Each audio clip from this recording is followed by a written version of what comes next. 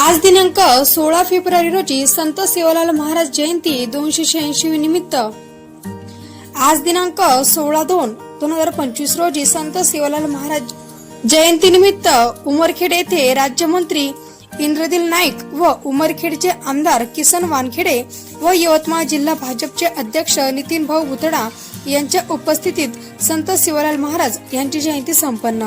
यवतमाळ जिल्हा प्रतिनिधी अर्जुन आडे, लोकहक्क news. DJ लावण्यात आला आणि आज इथे पण डीजे लावण्यात आलेला आहे आणि 19 तारखेला होणारी छत्रपती शिवाजी महाराज यांची जी रॅली आहे पुसदमध्ये ती खूप भव्य होणार आहे आणि बिना डीजेची होणार आहे।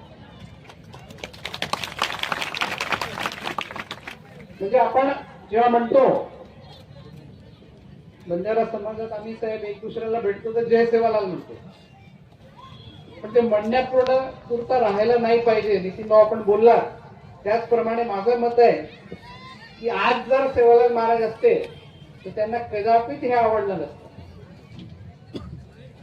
ठीक आहे, सर्वांचा उत्साह राहतो म्हणून यावेळेस आपण मान्य करू, पण पुढच्या वेळेस माझं मत आहे की आपल्या सर्वांची संस्कृती आहे, बंजाराची संस्कृती आहे, त्या संस्कृती राखून जर रॅली काढली तर त्याला आनंद होईल।